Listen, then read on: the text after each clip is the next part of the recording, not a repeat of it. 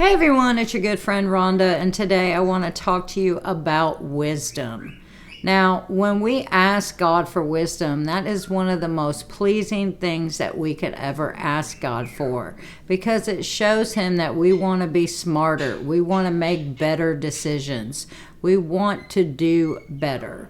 And so having wisdom is what protects us from making the same bad decisions over and over again.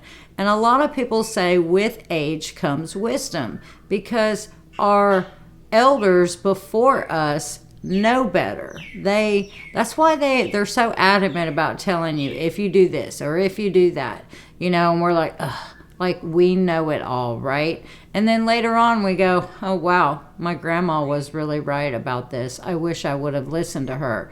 Because they tell us that because they don't want us to go through the same heartbreaks and the same mistakes that they did. So, I pray for wisdom all the time. Like when I have that feeling inside of me, like, I don't know what to do. This feels familiar. I think I've been here before. Maybe the outcome will be different, which, by the way, it hardly ever usually is. And I have to pray for the strength and the courage to use the wisdom that God has already given me. And if you don't have the strength and the courage to use the wisdom, then you need to pray for the strength and the courage to use the wisdom. Because without the strength and the courage to use the wisdom, it's just useless wisdom. Okay, it's not helping you. Like, that still small voice inside of you that goes, I think I've been here before, or I think I've learned this lesson before, and maybe this time I should stay away from this. And that is wisdom. That's what pleases God. That's when God goes, you got it, And I especially love that feeling when I am in a position where I go, I've already been here before.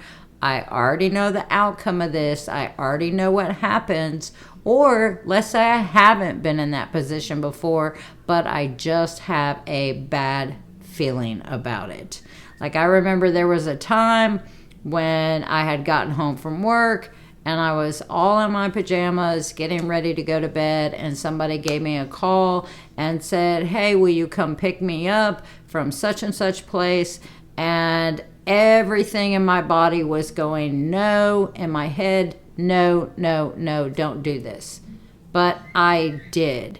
And that night I got into trouble. And had I listened to the wisdom inside of my head, I would have avoided that situation altogether. I wouldn't have made somebody else's problem my problem, and I would have it was like everything inside of me was screaming, don't do this.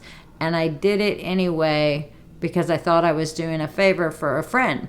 And that favor ended up costing me more than I wanted to pay.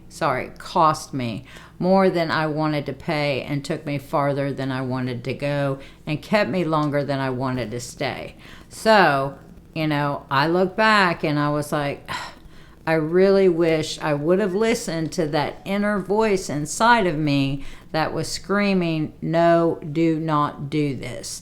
And a lot of this can come into play when other people need your help, or they're reaching out for you to help, and you are that fixer type of person. And again, I would like to encourage you, do not be a fixer.